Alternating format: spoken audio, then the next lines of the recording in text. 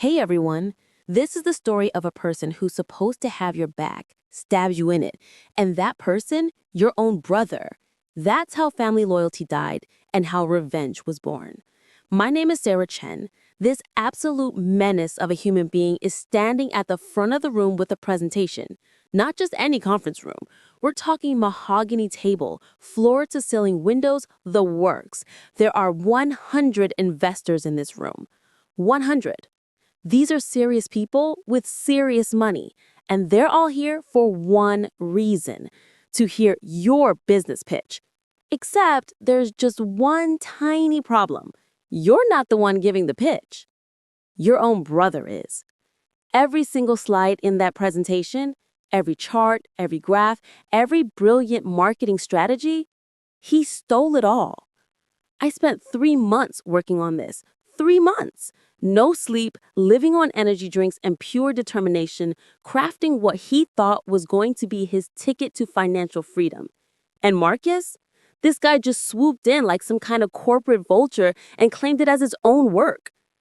6 months later, I'm standing in the exact same conference room, but this time, the tables have completely turned. Marcus's entire world is about to come crashing down in the most spectacular fashion you've ever seen. And the absolute best part? Marcus has no idea it's coming. And stick around to the end because the plot twist, chef's kiss. It's incredible. Let me take you back to where it all began. For 28 years, I lived in my older brother's shadow. Marcus was everything I wasn't: charismatic where I was quiet, confident where I was careful, celebrated where I was overlooked. Growing up, our parents hung his college graduation photo in the living room, while mine sat in a dusty album somewhere in the attic. He was the golden boy who could do no wrong. I was the backup plan, the safety net, the one who cleaned up his messes without complaint. That should have been my first red flag. But love makes you blind, doesn't it? 3 years ago, I started working at Meridian Marketing, a mid-sized digital agency in downtown Seattle. While Marcus bounced from startup to startup, burning bridges and charm in equal measure, I kept my head down and did the work nobody else wanted to do. Late nights became my normal. Coffee-stained spreadsheets were my companions. I analyzed market trends, built client databases, and crafted pitch decks that won us million-dollar accounts. But somehow the credit always seemed to slip through my fingers like water. I told myself it didn't matter. I told myself recognition would come eventually. I was so naive. Marcus joined Meridian 6 months after me, not because of his qualifications, but because our CEO, Richard Blackstone, was his college fraternity brother. Within weeks, Marcus was hosting client dinners while I was still organizing filing cabinets. "Don't worry, little sister," he'd say with that trademark grin. "Your time will come." But time, I learned, doesn't come. You have to take it. January 15th. I remember the date because it was the night everything changed, though not in the way I expected. I was alone in the office, the city lights twinkling through the floor-to-ceiling windows, when inspiration struck like lightning. 3 months of research had led to this moment, a revolutionary concept for an AI-driven social media platform that could predict viral content before it went viral. I called it TrendForge. Little did I know, I was forging my own destruction. For the next 12 weeks, I poured my soul into that proposal. I mapped out user interfaces, calculated profit margins, and identified target demographics with the precision of a surgeon. I interviewed industry experts, studied competitor weaknesses, and built financial projections that would make Harvard MBAs weep with envy. The numbers were staggering. Conservative estimates showed $50,000 in first quarter revenue with exponential growth projected over 5 years. This wasn't just a business proposal. It was my ticket to respect, recognition, and financial independence. But I should have remembered what they say about making plans. Marcus would occasionally pop by my cubicle during those long nights, bringing me coffee and asking casual questions about my little project. He seemed genuinely interested, supportive even. He'd lean over my shoulder, nodding thoughtfully as I explained complex algorithms and market penetration strategies. He'd say, "This is brilliant stuff, Sarah. Really brilliant." I thought he was being a supportive brother. I didn't realize he was taking notes. The presentation was scheduled for March 30th. A room full of potential investors, including tech moguls, venture capitalists, and Fortune 500 executives. Richard had personally invited them after seeing my preliminary proposal. This could be the deal that puts Meridian on the map, he told me, his eyes gleaming with dollar signs. I had 2 weeks to perfect everything. 2 weeks to rehearse every slide, anticipate every question, and prepare for the moment that would define my career. 2 weeks for my brother to steal my entire life's work. March 29th, 11:47 p.m. I was putting the finishing touches on my presentation slides when my computer screen flickered. For a moment, I thought it was just eye strain from too many late nights. But then I noticed something that made my blood run cold. My files had been accessed remotely. But I didn't think much of it then. After all, who would want to steal a marketing proposal? How naive I was. I arrived at the office the next morning with 15 minutes to spare. My presentation loaded on a USB drive, backup copies printed and bound in leather portfolios. My hands were shaking, not from nerves, but from excitement. This was my moment. But when I walked into the conference room, Marcus was already there, standing at the head of the table like he owned the place. The projector was displaying the title slide of a presentation I'd never seen before. TrendForge, Revolutionizing Social Media Marketing, presented by Marcus Chen. My name was nowhere to be found. "Sarah," Marcus called out with that devastating smile. Perfect timing. I was just about to start. The room spun. The words came out as a whisper. "Marcus, what are you doing?" "Presenting our proposal, of course. I know you've been working hard on this, but Richard thought it might be better if I took the lead. You know how these investors are. They respond better to confidence." That was the moment I realized I'd been living with a snake. I watched in paralyzed horror as Marcus presented slide after slide of my work. He explained my algorithms, showcased my market research, and projected my revenue calculations with the ease of someone who'd created them himself. Every nod from the investors felt like a knife in my chest. Every impressed murmur was another twist of the blade.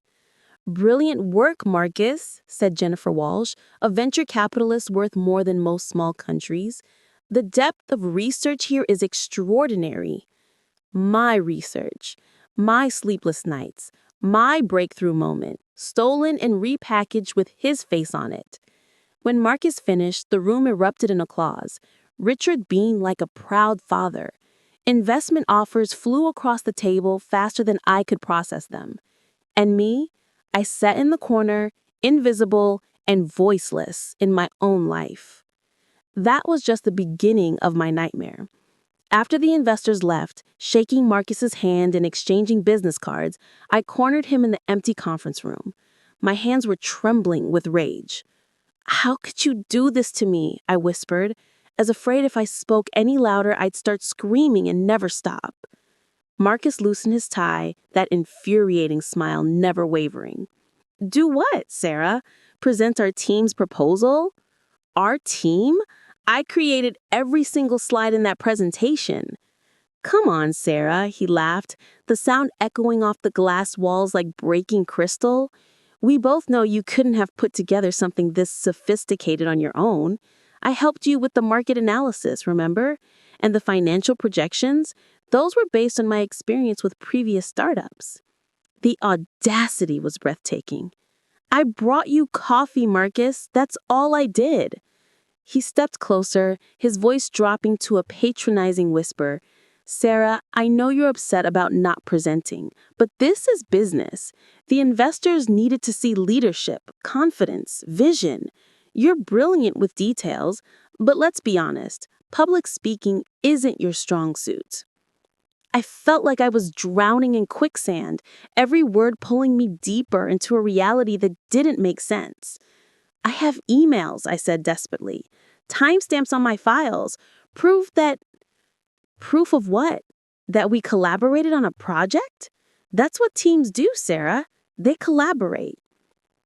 But I didn't know then that he'd been planning this for months. I didn't know about the files he'd copied, the conversations he'd recorded, and the evidence he'd manufactured. By the time I went to Richard's office the next morning, Marcus had already been there. He'd spun a narrative about my emotional instability, my difficulty accepting feedback, and my inappropriate attachment to team projects. "Sarah," Richard said, not even looking up from his computer, "Marcus explained the situation. I understand you're disappointed about not presenting, but the deal went beautifully. TrendForge is moving forward with full investor backing." "Sir, with all due respect, Marcus didn't create that proposal. I did. Every slide, every calculation, every—" "Sarah," Richard's voice carried a warning, "I'd be very careful about making accusations you can't prove. Marcus has been with the company longer, and his track record speaks for itself. Now, I suggest you focus on your next assignment instead of dwelling on past projects." Past projects. He called 3 months of my life a past project? I left that office feeling like a ghost, invisible and voiceless in my own life. That was just the beginning of my isolation. The weeks that followed were a masterclass in psychological warfare, though I didn't recognize it at the time. Marcus suddenly became the golden boy of Meridian marketing. TrendForge was bringing in investors faster than Richard could schedule meetings.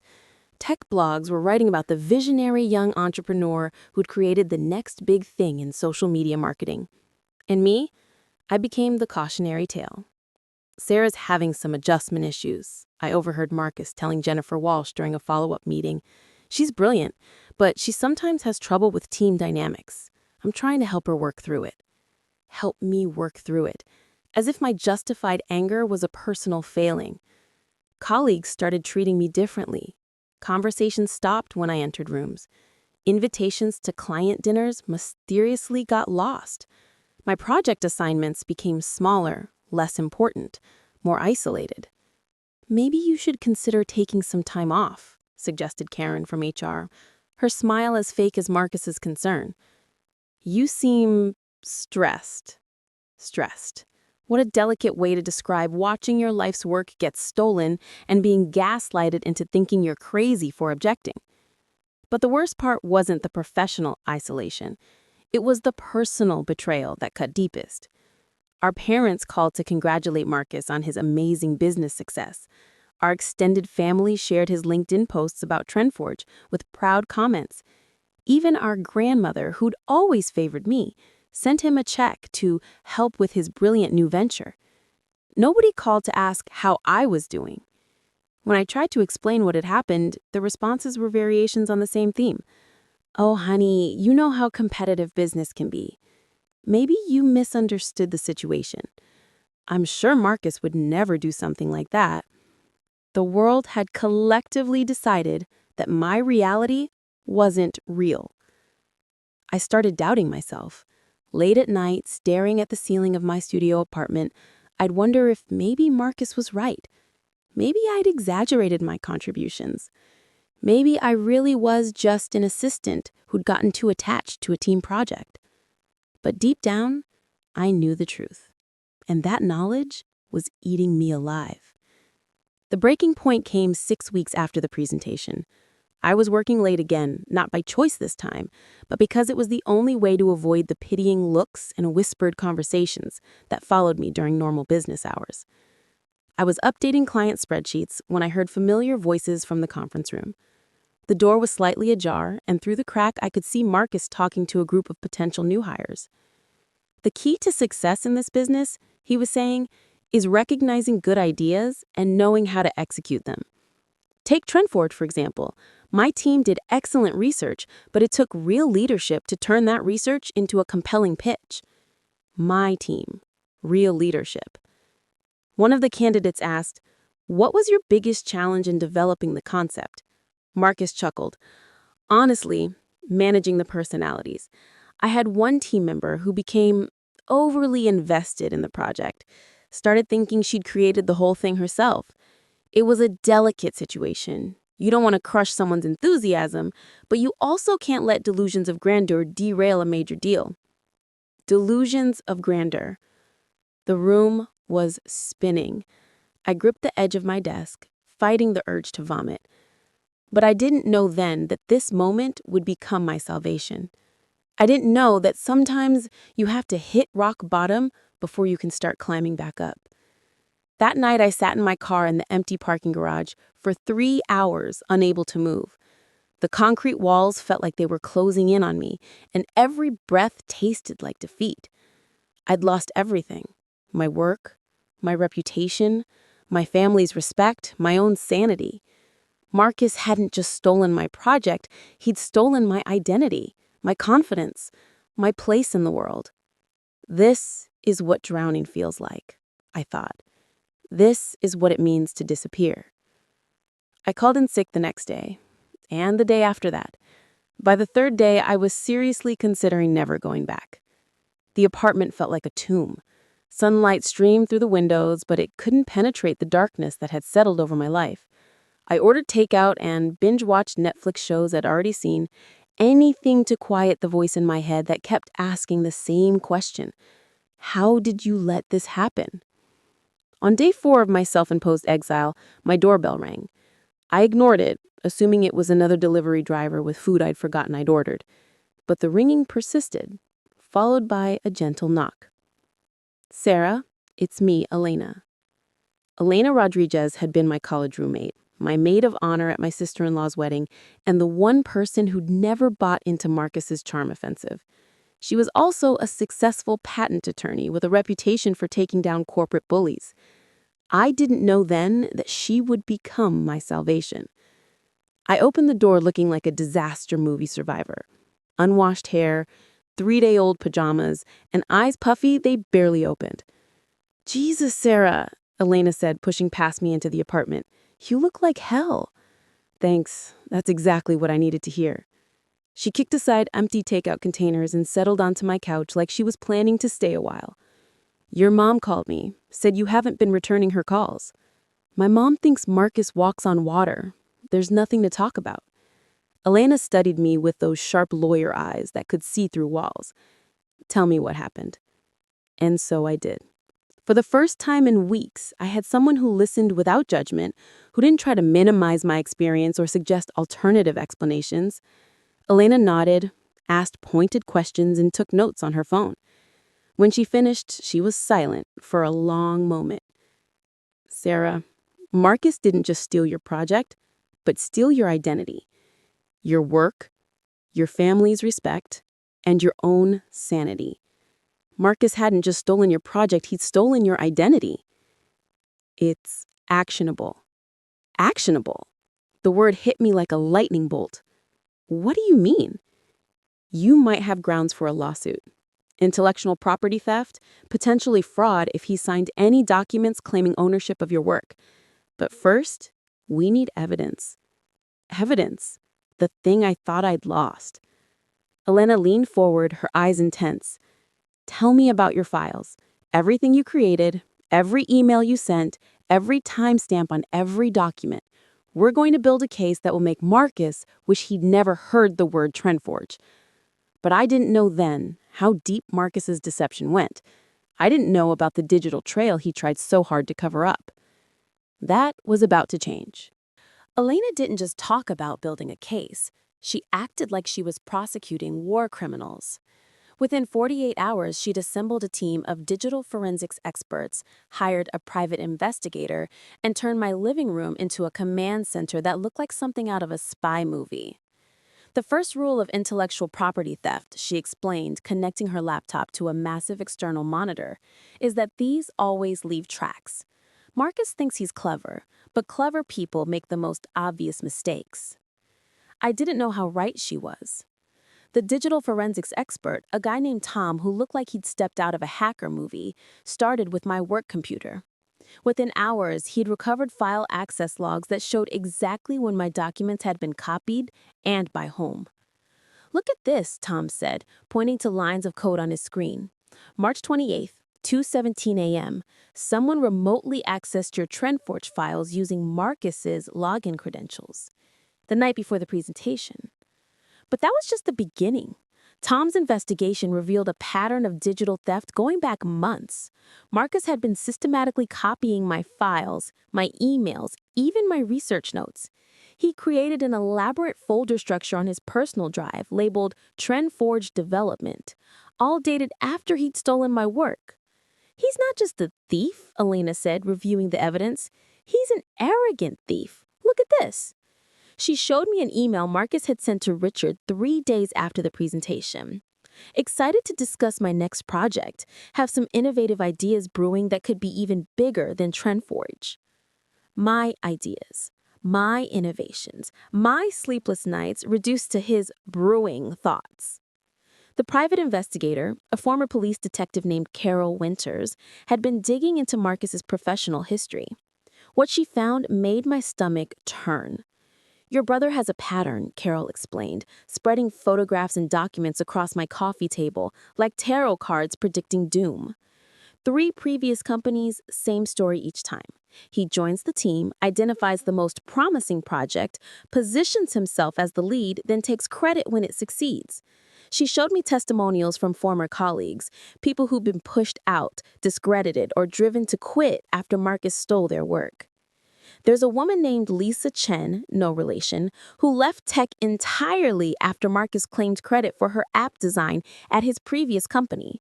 And David Park, who developed a revolutionary customer management system that Marcus somehow conceived the day before their big presentation. He wasn't just my first victim. He wouldn't be my last. But the most damning evidence came from an unexpected source, Marcus himself. Elena had subpoenaed his phone records and discovered something that made us all stop breathing. On March 29th, the morning of the presentation, Marcus had sent a text to his college buddy, Jake. About to present Sarah's project as my own.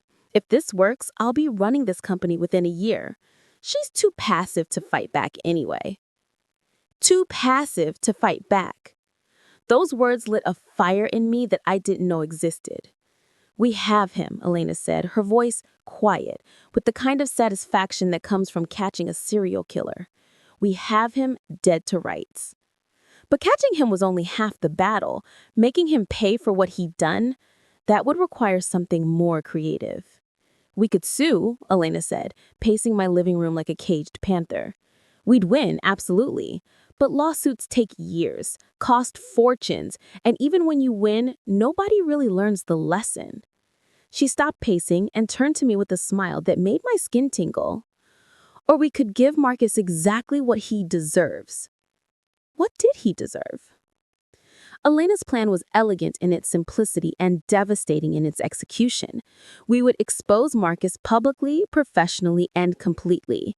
But we'd do it using his own weapons against him. Marcus stole your moment, Elena explained, so we're going to give you a bigger moment, and we're going to make sure everyone who matters is watching when it happens. The plan unfolded like a beautiful, terrible flower. First, we would document everything. Tom would create an ironclad digital evidence package showing Marcus's theft with timestamps, file access logs, and recovery data from deleted documents. Second, Carol would compile witness testimonials from Marcus's previous victims, creating a pattern of behavior that no reasonable person could dismiss. Third, I would prepare a presentation. Not just about TrendForge, but about intellectual property theft in the corporate world, using my own case as the prime example. But here's where Elena's legal mind showed its brilliance. Meridian Marketing is hosting their annual Client Appreciation Gala in 6 weeks. 500 of the biggest names in the Pacific Northwest business. Richard is going to give a keynote about innovation in the digital age, and guess who he's planning to feature as his star example of visionary leadership? Marcus. Of course it was Marcus. What if, Elena continued, consulting her phone calendar, we arranged for the real innovator to get his moment in the spotlight? The plan required perfect timing, flawless execution, and nerves of steel.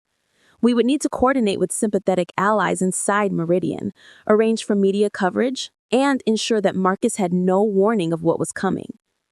But I didn't know then that the hardest part wouldn't be executing the plan. It would be finding the courage to stand up in front of 500 people and reclaim my voice. Over the next month, Elena's team worked with military precision. Tom created multimedia presentations that would make Marcus's theft undeniable. Carol reached out to industry reporters who specialized in corporate misconduct. Elena herself crafted legal documents that would protect us from retaliation. And me? I practiced. Every morning, I stood in front of my bathroom mirror and rehearsed the speech that would change everything. Every evening, Elena drilled me on potential questions, hostile reactions, and worst-case scenarios. Remember, she told me during one particularly intense practice session, you're not just exposing Marcus, you're standing up for every person who's ever been silenced, dismissed, or stolen from. This isn't revenge, it's justice. Justice. The word tasted like freedom on my tongue. 2 weeks before the gala, we got an unexpected ally. Jennifer Walsh, the venture capitalist who'd been so impressed with Marcus's brilliant work, called Elena's office. I've been hearing rumors, Jennifer said during a conference call that Elena recorded with permission. Whispers about TrendForge not being entirely Marcus's creation. If there's truth to that, I want to know. My firm has a zero-tolerance policy for intellectual property fraud. The dominoes were starting to fall. Elena arranged for Jennifer to receive a preliminary evidence package, just enough to raise serious questions without revealing our full strategy. Jennifer's response was swift and sharp. If this is accurate, Marcus Chen has committed fraud against my investment firm.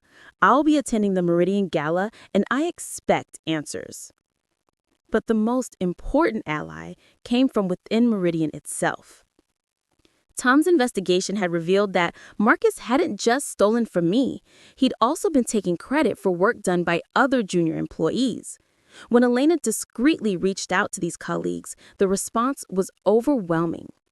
He did the same thing to my social media campaign, said Amy from the creative department. My client retention strategy became his innovative customer engagement model, added David from business development. I've been documenting everything for months, said Lisa from data analytics. I was just waiting for someone brave enough to speak up first. I wasn't alone. I'd never been alone. By the night of the gala, we had a coalition of the wronged, a mountain of evidence, and a plan that would either restore justice or destroy my career forever. But I was ready. For the first time in my life, I was truly ready to fight. The Meridian Marketing Annual Gala was held at the Grand Hyatt Seattle, in a ballroom that could have hosted royal coronations. Crystal chandeliers cast prismatic light across round tables draped in ivory silk, each one hosting conversations worth millions of dollars. I stood in the ladies' room adjusting my black cocktail dress and trying to calm the hurricane in my chest. Elena appeared beside me in the mirror, resplendent in crimson red, looking every inch the warrior lawyer she was. "How do you feel?" she asked. Terrified? Exhilarated? Ready to burn everything down and dance in the ashes? Like I'm about to jump off a cliff. Good. That means you're alive.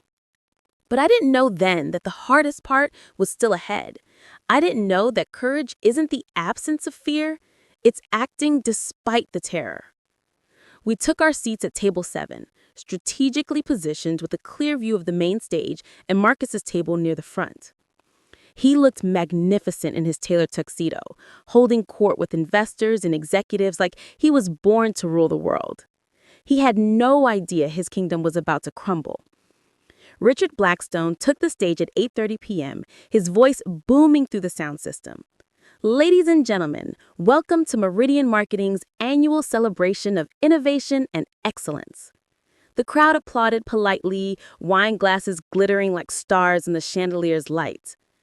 Tonight, I want to talk about vision, about the kind of breakthrough thinking that separates good companies from great ones. And I can think of no better example than our own Marcus Chen and his revolutionary platform, TrendForge. My platform, my revolution. Marcus stood to acknowledge the applause, his smile radiating false modesty. He even had the audacity to mouth "thank you" to the crowd like an actor accepting an Oscar. But his performance was about to end. Marcus will be presenting the key insights from TrendForge's development, Richard announced, sharing the innovative thinking that led to this game-changing concept. The innovative thinking he'd stolen from me. He took the stage with the confidence of someone who'd never been challenged, never been caught, never been held accountable.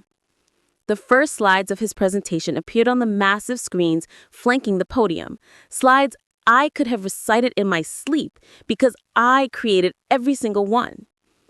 Innovation, Marcus began, doesn't happen by accident.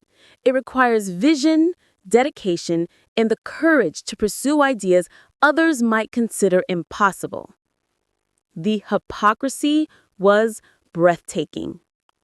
He was 15 minutes into his presentation when Elena checked her phone and nodded to me. Everything was in place. The media contacts were positioned around the room with cameras ready. Jennifer Walsh was leaning forward in her seat, her expression sharp with interest. Our allies from within Meridian were scattered throughout the crowd, ready to corroborate our evidence. It was time. Elena stood first, her voice cutting through Marcus's polished monologue like a sword through silk.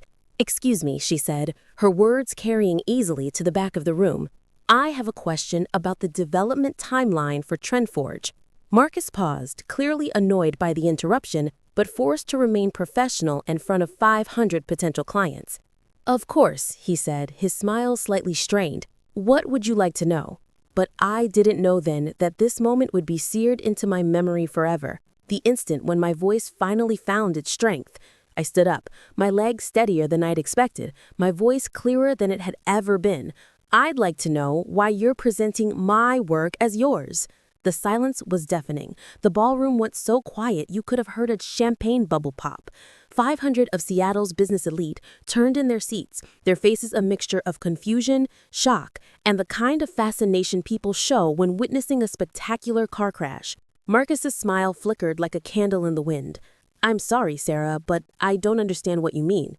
Even then, he was lying. Even caught red-handed, he couldn't stop performing. "I mean," I said, walking toward the stage with Elena beside me, "every slide in your presentation was created by me. Every algorithm, every market analysis, every financial projection, all of it came from my research, my late nights, and my breakthrough insights." The murmur that rippled through the crowd sounded like distant thunder. Richard stepped toward the microphone, his face flushed with embarrassment and anger. "Sarah, this is completely inappropriate. If you have concerns, we can discuss them privately." "No." My voice carried a strength I didn't know I possessed. "We've tried private discussions. We've tried going through proper channels. What we haven't tried is telling the truth in front of witnesses." Elena moved to the side of the stage, connecting her laptop to the presentation system. "Ladies and gentlemen, my name is Elena Rodriguez, and I'm Miss Chen's attorney. What you're about to see is documented evidence of systematic intellectual property theft." The first slide appeared on the massive screens, a timeline showing file creation dates, access logs, and theft patterns.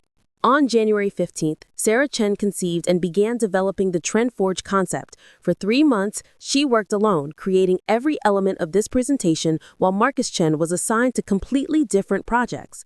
The evidence was overwhelming and undeniable. Tom's digital forensics showed Marcus accessing my files.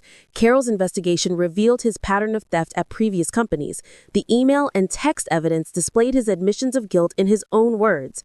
But the most powerful moment came when Jennifer Walsh stood up. "I invested $50,000 based on this presentation," she announced, her voice carrying the authority of someone accustomed to boardroom battles. "If Mr. Marcus Chen committed fraud in obtaining that investment, my firm will be pursuing both civil and criminal charges."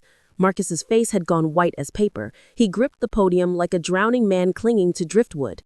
"There's been a misunderstanding," he stammered. "Sarah was part of the team, yes, but the leadership, the vision."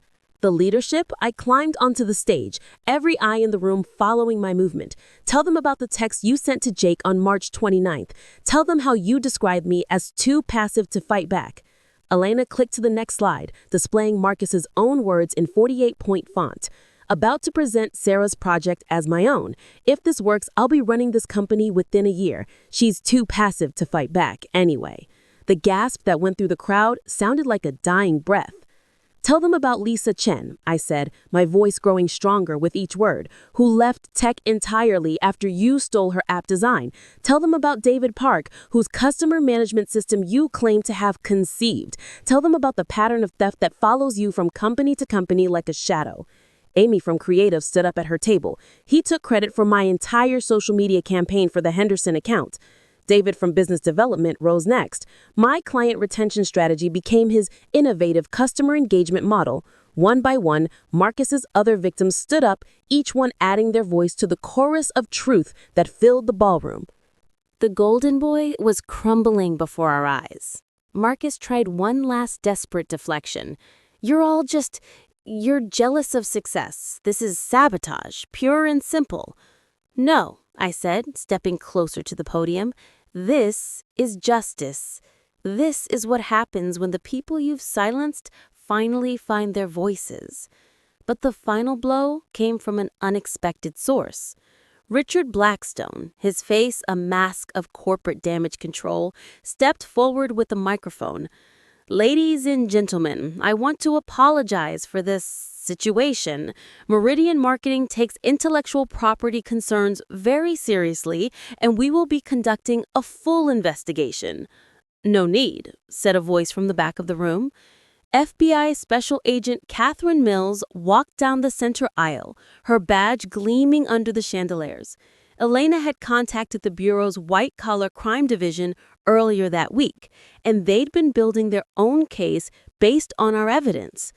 Marcus Chen, you're under arrest for wire fraud, intellectual property theft, and conspiracy to commit fraud against federal investors. The handcuffs clicking shut sounded like the final note of a symphony.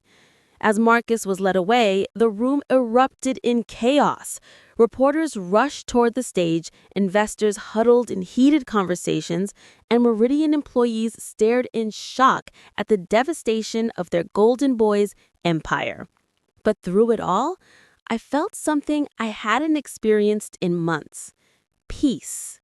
The story exploded across tech news sites within hours. Marketing executive arrested for massive IP theft. The TrendForge fraud, a case study in corporate deception. How one woman's courage exposed a serial idea thief. My phone buzzed incessantly with interview requests, job offers, and messages of support from people I'd never met. But the call that mattered most came from my parents. Sarah, honey, we're so sorry. We should have listened. We should have believed you. Vindication tastes sweeter when it comes with love. Marcus's legal troubles were just beginning. The FBI's investigation revealed fraud totaling over $200,000 across multiple companies and investors. Jennifer Walsh's firm led a civil lawsuit that would likely bankrupt him. His previous victims were coming forward with their own claims. The golden boy had finally met his reckoning. Meridian Marketing went into crisis management mode. Richard Blackstone resigned within a week, and the board offered me Marcus's former position as Senior Vice President of Innovation, a title that should have been laughable given the circumstances, but felt oddly appropriate. I turned it down. Not because I didn't deserve it, but because I discovered something more valuable than corporate validation, my own power. Instead, I took the TrendForge concept, my concept, and started my own company. Elena became my business partner and legal counsel. Jennifer Walsh led our seed funding round.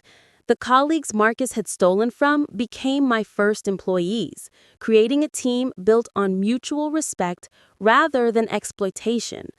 But the most surprising call came 3 weeks after the arrest. Sarah, this is David Park. The voice on the phone was hesitant but determined. I was one of Marcus's victims at his previous company. I heard what you did and I wanted to thank you. David had started a support group for people who'd been professionally victimized, stolen from, gaslighted, and silenced by those in power. Within 6 months, we had chapters in 12 cities and a waiting list of people ready to share their stories.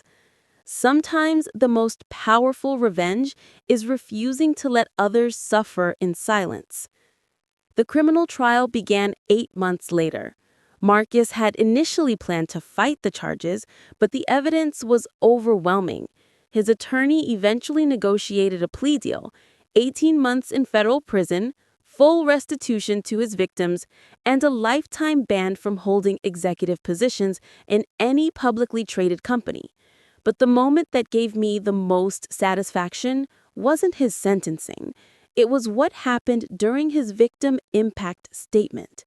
I stood before the court looking directly at my brother for the first time since his arrest. He looked smaller somehow, diminished by the orange jumpsuit and the weight of his collapsed lies.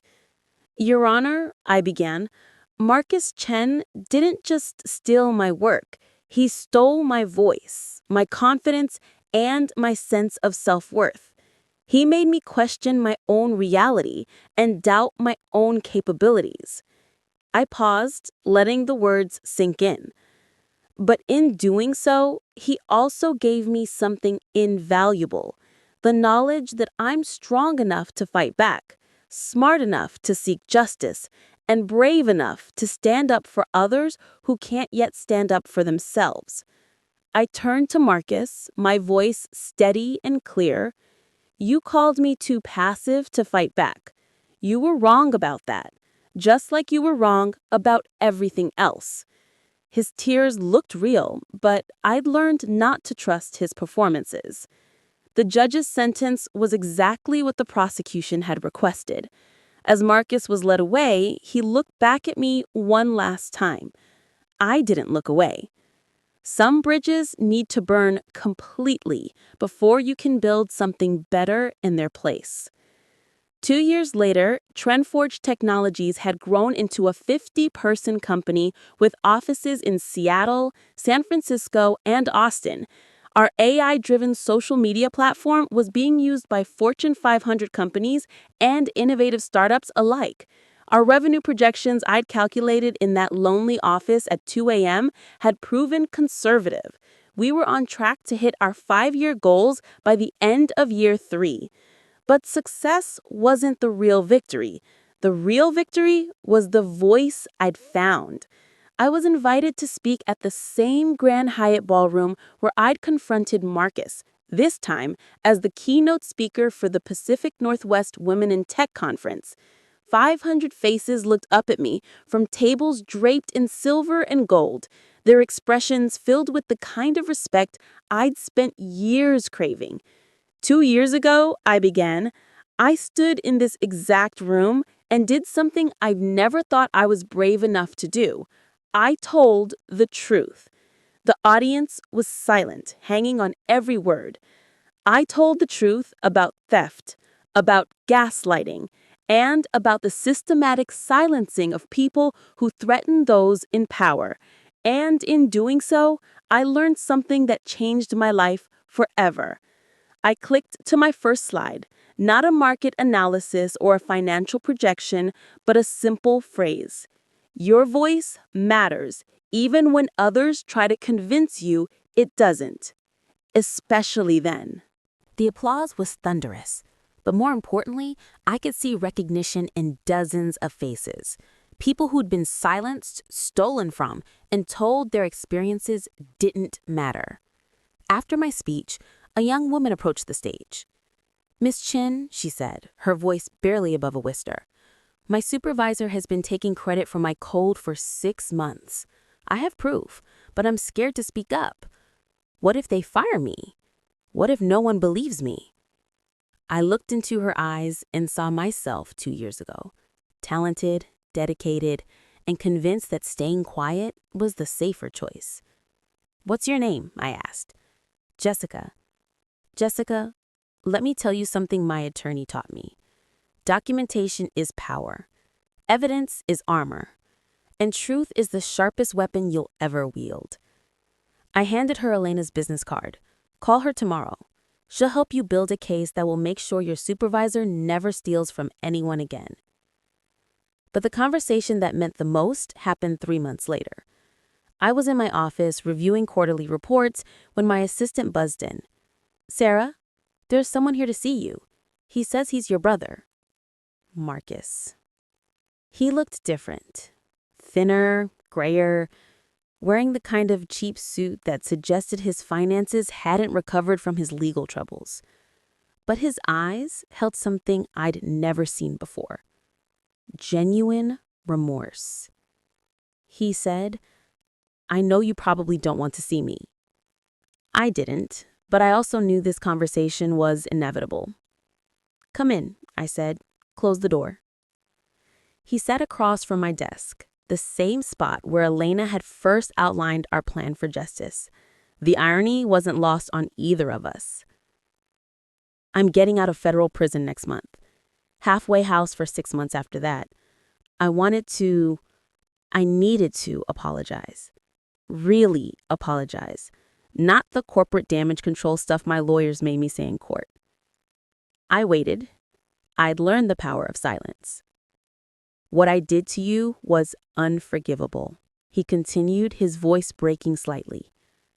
"I destroyed your trust, stole your work, and tried to gaslight you into thinking you were crazy for standing up for yourself. I did it because I was jealous, insecure, and too cowardly to succeed on my own merits." He looked directly at me, and for the first time in our adult lives, I saw him without the mask of charm and manipulation. "I know saying sorry doesn't fix anything. I know you'll never trust me again, and you shouldn't. But I needed you to know that I understand what I took from you, and I'm sorry." The apology I'd waited my entire life to hear. "Marcus," I said finally, "I forgive you." His eyes widened in surprise. "Not because you deserve it, but because carrying anger toward you was poisoning my success. Forgiveness isn't about you. It's about freeing myself from the power you once had over my life." "But forgiveness doesn't mean forgetting. I forgive you, but that doesn't mean I trust you. It doesn't mean we'll be having family dinners or rebuilding our relationship. It means I'm choosing to let go of the resentment that was holding me back from becoming everything I'm capable of being." Marcus nodded, tears flowing freely now. "That's more than I deserve. Thank you." He stood to leave, then paused at the door. "For what it's worth, TrendForge was brilliant. You were always the smart one, Sarah. I just spent so many years convincing myself otherwise that I started believing my own lies." After he left, I sat in my office for a long time, watching the Seattle skyline through my floor-to-ceiling windows. The city looked different from this height, from this position of power I'd earned through courage, perseverance, and the unwavering support of people who believed in justice. The Space Needle stretched toward the sky like a metallic prayer, and Elliott Bay sparkled with the kind of light that only comes after storms have passed. But the real view that mattered was the one looking back at me from my computer screen. An email from Jessica, the young woman from the conference, with the subject line, "We won." Her supervisor had been fired. Her code had been properly attributed. Her company had promoted her to lead developer and given her a substantial raise. Most importantly, they'd implemented new policies to prevent intellectual property theft. The ripples were spreading. Over the past 2 years, Elena's legal practice had grown to specialize in intellectual property theft cases. David Park's support group had become a nonprofit organization with international reach. Jennifer Walsh had started an investment fund specifically focused on supporting entrepreneurs who'd been professionally victimized. We were building something bigger than revenge. We were building a movement. 5 years have passed since that night at the Grand Hyatt Ballroom. TrendForge Technologies went public last year, making me the youngest female CEO to ring the opening bell at NASDAQ. The company that started as an act of justice has grown into a force for innovation, employing over 300 people and changing how businesses understand social media engagement. But the real view was what I could see looking back.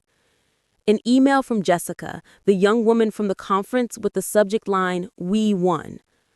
Her supervisor had been fired, her code had been properly attributed, her company had promoted her to lead developer and given her a substantial raise. Most importantly, they'd implemented new policies to prevent intellectual property theft. The ripples were spreading. Over the past 2 years, Elena's legal practice had grown to specialize in intellectual property theft cases. David Park's support group had become a nonprofit organization with international reach. Jennifer Walsh had started an investment fund specifically focused on supporting entrepreneurs who'd been professionally victimized.